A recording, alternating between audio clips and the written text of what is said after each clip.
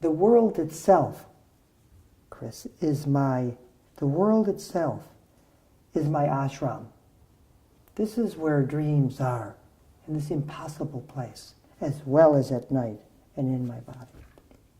Worldwork is a method, a science and an art of working with groups, small groups, little groups, groups of 2, 4, 6, 8, up to 2,000, organizations of unlimited size. It's a method to bring the deepest part of us out into public and help the public situation come together. So that's a very short, quick description. That's what we follow, what the different groups and their different preferences are. The first time we were in Japan working with Worldwork, we said, now everybody feel free to express yourselves. But at that time in Japan, that's very much not their culture. So we said, great. Write down your thoughts and discuss them only with your neighbor. And afterwards we said, we know you're all too shy to say something, but if somebody would read one of their notes, I promise we won't talk about it more. We'll sleep on it. That's going very slowly. Other cultures, when we were in South Africa, working on tribal fighting between one another, one person said to the other, if we don't finish this up now, I could kill you. And the other one said something, whoa! And we went on both sides going back and forth, and it came out really, believe it or not, relatively well considering the situation. Emotions. We don't have an emotional directive for people. We follow the process that's present. And that's different than other very good conflict resolution procedures. Some say you should be nice with one another. All of those are perfect for certain situations or quiet businesses or what have you. But something to work with the real stuff, not much is around. I noticed that in practice, the best way to get government people to start helping and understanding one another is not to ask them to, but to take their role first. Until they start nodding their head, I say, and we feel this and this and this and this. I watch for the head. Then I say, good. I'm playing that role out. Now I'm going to play this role out. I play the roles out for them ahead of time. It makes it easier. I don't have to give them a long theoretical introduction and go back and forth and what have you. There's more to it than that, but that's the basic direction. Deep democracy. Boy, that's a fun idea, I think. Democracy is already pretty good. Everybody is supposed to have, they don't, but they are getting there slowly, supposed to have equal rights and equal powers. You know, demo, citizen, krati in Greek, power, equal power. So that's democracy. But deep democracy says that's good, but not enough. Because besides what I'm saying, there's feelings in me. What you say and others say, there's feelings in us. There's things in the air that we feel in our bodies. These belong to democracy. Each of these feelings has the right to be expressed as well in deep democracy. And deep democracy also says that besides the polarities that are in fields, and I'll talk more about those later if you like, what is a polarity and diversity issues and what have you, besides all of that, there's a field of that I was talking about before that's deep underneath, and we need contact with that to have an occasional sense of creativity and detachment to work with things. Facilitator comes from the word facile, which means to make things easy. And a facilitator is someone who makes things easier. individual work, can you make the person's process easier so they understand it and can follow it? In couples work, in large group work, can you make it easier? Play some of the roles out ahead of time. Make things easier. Follow the emotional nature of the people that you're working with. You, as a facilitator, and everybody on this planet, I hope will one day know more about facilitating. As a facilitator, your heart, you need to work on whatever you see out there inside. Can you go back and forth between the polarities and the painfulness and the difficulties? Can you feel into things? And if you can do it in your own heart, you can breathe better and you'll have more tolerance for what's going on in the world. I follow nature. I love nature. I look at the trees. This is the scientist part of me. The ocean here, especially in Oregon, splashes up in the air, and I follow that. It comes down again. So I don't believe in conflict, but I believe not in the splashing waves, but in the way people talk. I watch their body signals. I watch what they think, try to follow that. That I believe in. And the reason I believe it is empirical. Because if you follow somebody's signals and their whole process in a group, they sometimes, I want to say always, but I won't, they usually feel understood. It's empirically important. When I say, let's follow the process, I mean follow the process, not just the solution. In the solution was, how much money can we make? How do we get out of this fix? How do we overcome the bad things in the other people? How do we make peace? Those are solutions, and I love them, and I aim straight for them. But the process is as or more important. Why? It's about relationship. No peace treaty holds for long without the ongoing process between us. We need to learn that. That's my greatest hope.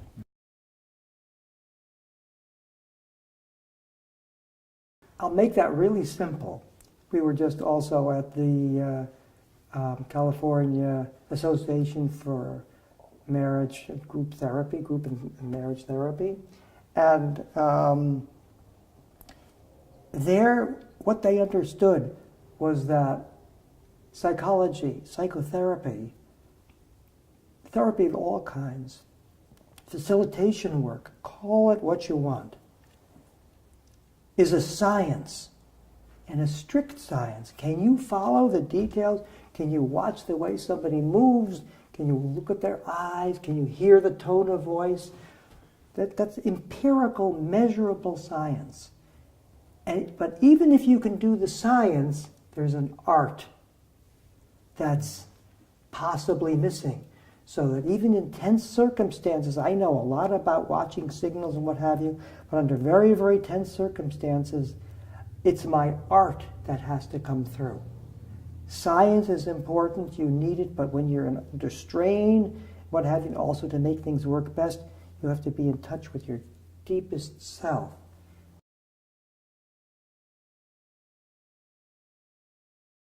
Years ago, we were working in Ireland, working with the groups from the north and the south as they came together.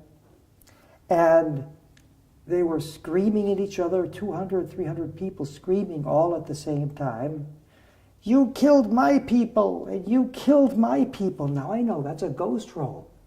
Where is death? Why not bring in death and dying? But I couldn't use my science. The tension was too much. So what I did is relaxed for a moment, and then in the middle of all that screaming, Amy and I were holding each other's hands. It was very even scary. And we moved around a little bit like that. I opened my eyes, and I could see a red, red, red mark on the side of somebody's neck. And I said, such a big red mark on your neck, what is that? And he said, of course, death. I just had a heart attack. My doctor told me not to come. To make the story short, the other man said, "You had a heart attack." "I have such high blood pressure," my doctor said, "this will be my last time on earth if I go." And they looked at each other, and very, very, very slowly they came together. They grasped each other around the arms, and that was just before the voting on the peace accord in Ireland some years ago. Mm-hmm. But the point I want to make here, these are great men, is that the science is important, but you need the art to work when you practically can't. Roles means that I'm a person. Everybody is a person. And you're a role. A role means that you are not just you over there, but the position you have as mother, child, father, leader, boss, president, and all of these things is a role that is yours, but you kind of forget it. It has to be shared a little bit. Otherwise, people get angry at you and want to knock you out of that role. Mm-hmm. So knowing it's a role and knowing that roles can be switched, that you need to feel your way into other people's shoes means that you need to sometimes be able to switch or at least feel your way into another person's role. This is a very central aspect to all relationship and, of course, to Worldwork, too.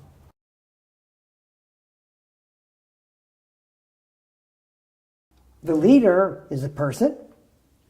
I'm in a leadership position often in the process work community because I started developing things. But it's a role. If I don't know it's a role, I'll stop other people from developing new ideas about process work. I think I'm the leader and get upset if I see new ideas. Instead of encouraging that, it's a role. Like Jung is a role, Jungian psychology. So I dreamed that Jung came inside of me to do things, so I'm picking up that role. That's the meaning of roles. Ghost roles, yes I can. I'm going to give you an example.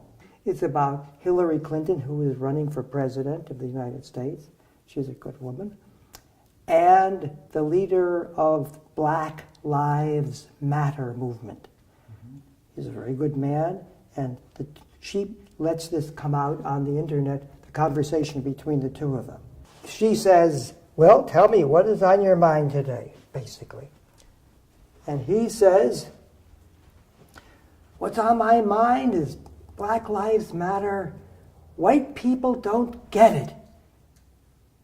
He says, "Slavery is still around in the way whites deal with blacks. We've got to make a change of heart, as well as other things." Beautiful talk, he said. She says, basically, heart is good, but we need laws. We need to make them, and we need to do it now. Laws and things to change, to help people. A wonderful idea. Ooh! Whites are always telling blacks what to do. Ouch! And she said, "We need laws. Heart is not the point." Now, with more Worldwork knowledge, here's what she would do. She would say, "I heard you say over there something about history. Something about slavery in the United States. That's a role, a ghost role. It's around someplace. Would you mind if I step in your shoes just for a moment? I can never do it. As a white person, as a woman, I've suffered plenty. But as a white person, I can't really do this. But let me just see if I can feel into your shoes. Slavery. Hillary, can you imagine? Can anyone who wants to, no one wants to even go into this ghost role. being down and hurt, etc. I won't go into the details of it. Then she could have gone onto this side and said, wow, we do need laws like I said, but I do see the change of heart is needed, is that more people need to feel into what some of you have been through and what you have all been through and what's in our history. Only then can we change as a whole. In this scenario that I just played out, she's picking up the role of the man and going deeper to the ghost role, the kind of deep dream in the background that's never brought forwards. And as a result, feeling changes aren't happening well enough. Cognitive changes and laws, hooray, but we need more. Oh, field theory, I love that. Field theory, wow. Field theory. Maybe I could get a pencil. Does somebody have a pencil here? Here's a pencil. Okay, this is a pen or a pencil, and the front of this has a point. There's a point. Now, since the beginning of time, people have said, when we don't know what to do, spin the pen, or they used to say, spin the stick. The Taoists said, flip a coin. Why did they say that? What were they believing in? Something around must be moving it. People have always had the sense there's a power in the air. In a way, that power in the air fields are aspects of the first religions, everything. Theoretical physics isn't going to study religion. That's not good. But they study fields, and they've come across all kinds of fields. The black matter is there a black matter field that sucks things into the black holes in the universe? We don't know much about that. Einstein said, fields, well, I don't know about gravity, things drop, he said, but he did see things go down. He said, but maybe there's a curvature in the field we live in.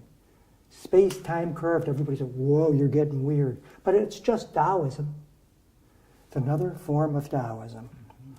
And so field theory simply means, for the general public, the concept is there's a little something in the air.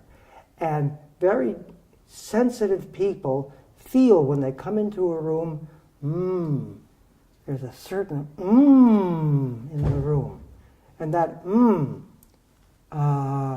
is what I have been calling a field, and in that field are all sorts of things, and knowing about that field and working with it and following what it does is a big help in world working, people getting along. And another aspect of physics which people still don't really completely understand in quantum physics, they know that it works, but they don't know what it is a non-local connection. Something moves over here, and if these two things were originally friends down here, and later they're like this, and this thing moves. They're coupled in some way. Or if this moves, this moves. There's a coupling. So being interested in fields and in quantum field theory and what have you, there's a non-locality, I like the word Tao, to the way things happen. And physics are still debating how far you can go with that, but psychologists and people who sense things have been working with this non-locality. If you feel something here, maybe it's connected with things out there.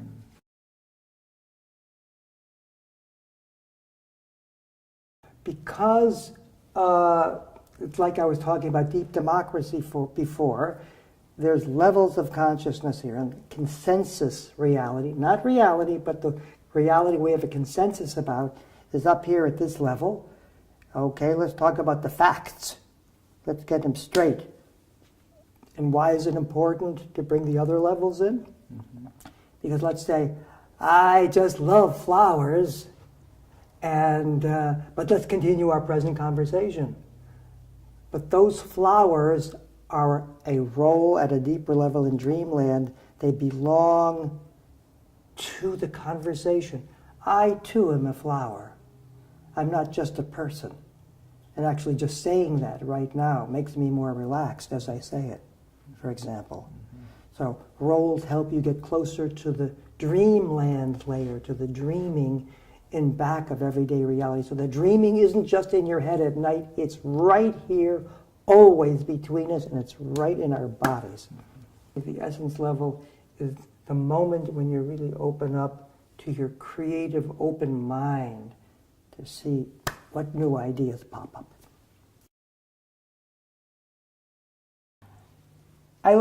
That's my science background again. I like what Einstein said late in life.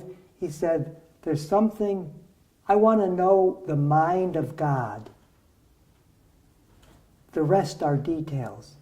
What's the thinking? Is there some sort of intelligence in our universe? Maybe. Forget religion. Is there some intelligence behind all the details and all the structures that happen? Now, bring in religion and bring in psychology. Is there some intelligence behind it? It sure looks it. If we follow people's dreams and what have you, we're following some larger mind in them. There's some intelligence in the background. Can we always understand it? With practice, usually. Not always. So that's the mind of God. And how do you get in touch with it? Each has her own way of finding the process mind of the intelligence in the background. In large groups, just work with signals and the people. But in yourself, all you need to do is sit on the edge of your chair or stand up if you can and let yourself be moved a little bit. Just relax, be a little dreamy, and watch your motions, spontaneous motions, whatever they are, and follow the experiences you have, and the chances are you'll come up with a new idea that is just what you needed to go to your next step. Amy developed the idea of meta skills from watching people work, watching me work, and she realized that what we do, we don't just do. There's a skill, a meta skill, a feeling that goes along with things.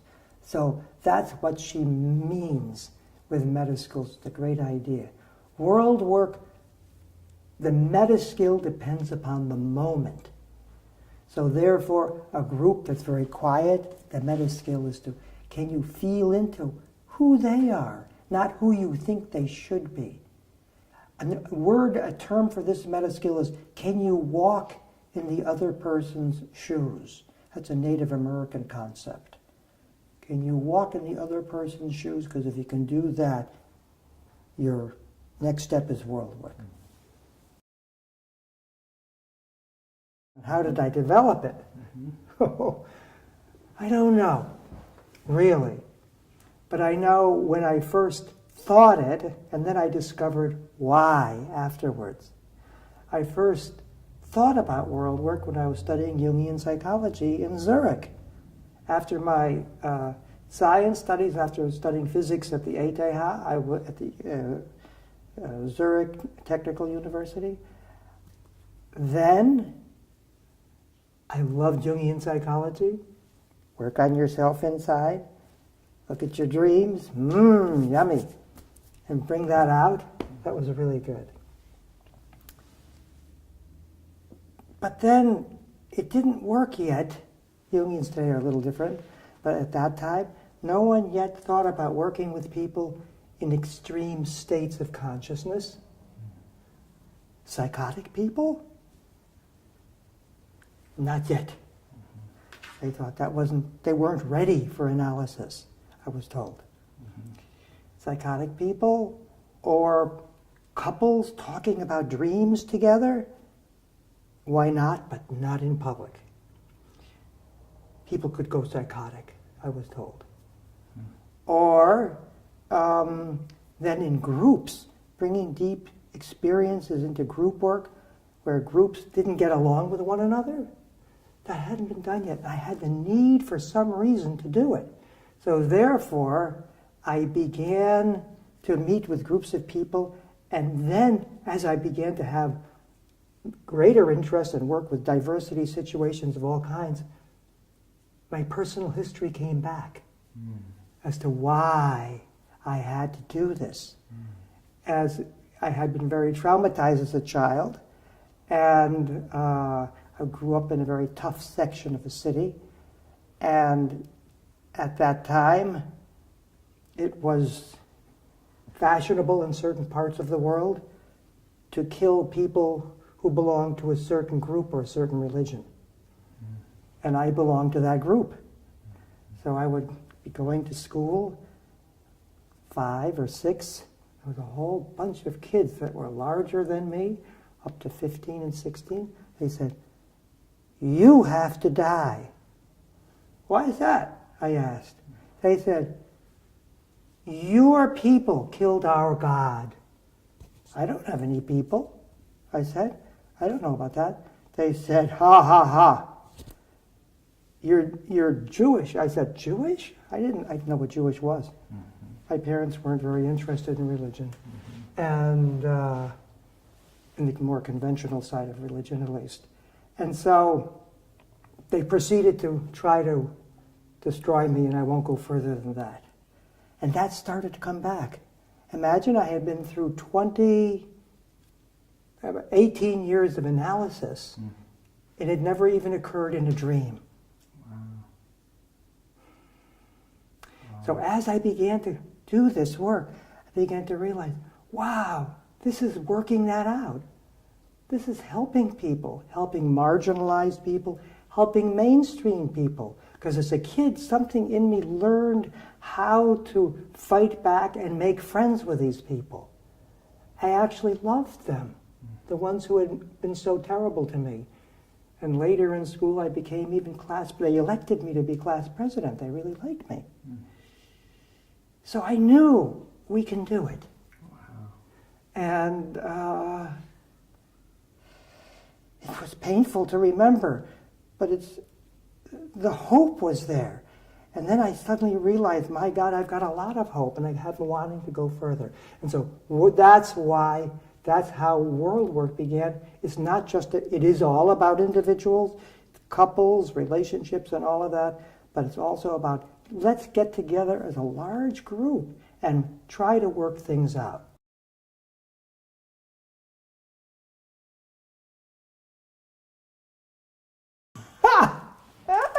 What a great question. What would Jung think today if he were to observe a Worldwork situation? That's a really good question. Well, I don't know, but I can imagine. And at first, coming from Switzerland, and he was born in 1875, I think, approximately. Yes, 1875. He would, and being Swiss, everything is more orderly. It was more orderly there at the time. He'd look at Worldwork and say, "Whoa, what's going on here? Mein Gott, was ist jetzt das?" he would say. That means, what is that? And he'd look. And then I'd talk to him, and I'd say, "You remember, I dreamed about you the other night that you came," which I have. And he said, "Yeah, I crawled into you." He said, "Because I knew we need more." So that's what he said in my dream. We do need more. So I think today he'd say, this is the right direction. How can we bring humanity together a little more? How do you learn this? How do you learn this? Well, the best teacher is yourself. Follow your heart. Study people. Do it your way. That's the best teacher. The next best teacher might be a book that can help you. Then find some actual teachers who practice it. Like here at the Process Work Center in Portland, there's a lot of teachers working on this material, or you'll find it in process work centers around the world. Very good ones are the Deep Democracy Institute and many process workplaces, and learn it from your dreams.